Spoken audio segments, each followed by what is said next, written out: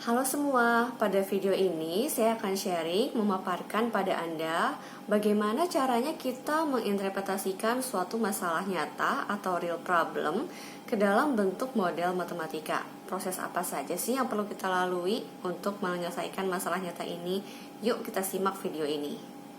Proses mathematical modeling atau pemodelan matematika. Nah, ini biasanya kita gunakan untuk merepresentasikan suatu masalah real problem, lalu kita cari solusinya dengan matematik ya.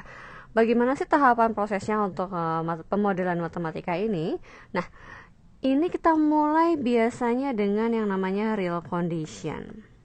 Oke. Real condition ini adalah suatu keadaan dalam dunia nyata yang mau kita tinjau. Misalnya masalah sains, bisa juga masalah engineering, kemudian bisa juga masalah ekonomi. Ya, jadi tidak harus semuanya berbau-bau sains. Ya, ekonomi sendiri saja sudah bisa dimodelkan dengan pemodelan matematika. Oke. Nah, dari real condition ini nanti kita akan tujuannya itu adalah membentuk suatu yang namanya mathematical modeling ya, atau kita sebut dengan mathematics model. Nah, mungkin ada yang perlu digarisbawahi di sini. Mathematics model itu berbeda dengan rumus ya. Kalau misalnya kita mengenal rumus Pythagoras itu adalah rumus. Tapi kalau model itu beda kondisi, itu beda model. Jadi semua bergantung pada asumsi ya. Nah, ketika proses mengubah dari real condition menjadi suatu model matematika, maka ada tahapan yang perlu dilalui. Ya, tahapan apa sih yang perlu dilalui? Yaitu tahapan untuk memformulasikan masalah. Ya, di sini saya tuliskan di sini ada suatu formulasi masalah. Nah, ini proses yang dilalui untuk mengubah real condition menjadi suatu model matematik. Nah, di formulat ini kita ngapain aja sih? Nah, kita perlu di sini menganalisa dari real condition yang kita hadapi. Di sana kita menganalisa kira-kira siapa saja sih yang akan menjadi variabel.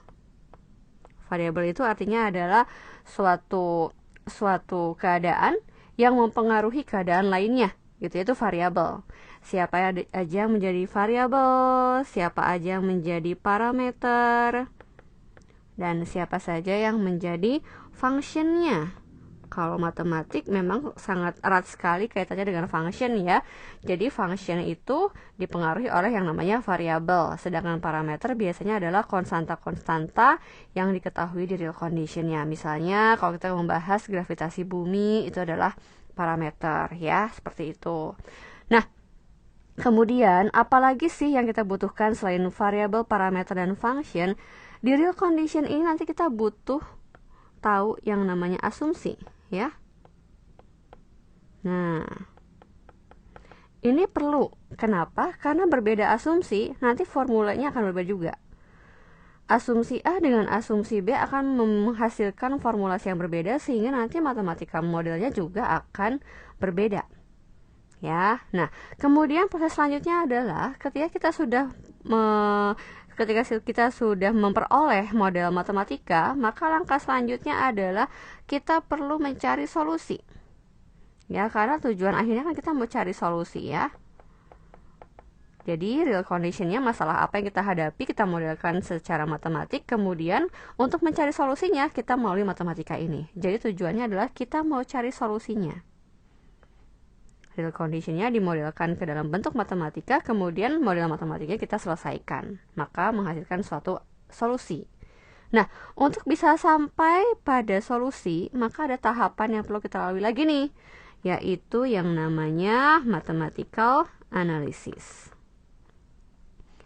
Ini sangat butuh ya. Kenapa kita butuh menganalisa secara matematika? Karena model yang kita punya itu belum tentu valid. Ya, model yang kita punya itu siapa tahu solusinya masih ada error, atau mungkin kok solusinya aneh, tidak tepat, maka dibutuhkan yang namanya mathematical analysis. Nah, mathematical analysis ini toolsnya bisa banyak banget nih. Ya, toolsnya bisa banyak banget. Apa aja sih toolsnya? Bisa saja misalnya teorema-teorema yang ada di matematik gitu ya. teorema-teorema. Terus apalagi misalnya adalah rumus-rumus ya. Rumus-rumus itu misalnya saya punya kayak rumus Pythagoras atau misalnya rumus untuk aljabar linier apa. Jadi itu adalah tools-tools yang kita pakai ya, mathematics tools. Gitu, untuk menganalisa apakah model yang kita punya ini bisa merepresentasikan real condition atau tidak. Gitu ya. Nah, melalui mathematical analysis ini nanti akan dicari solusinya dari mathematical model. Ya, kemudian setelah kita mendapatkan solusinya, kita perlu apa lagi sih? Nah, maka solusi ini kan seharusnya harus bisa menginterpretasikan kembali real conditionnya itu apa sih, gitu. Jadi bulak balik nih, jadi ini ngelup ya.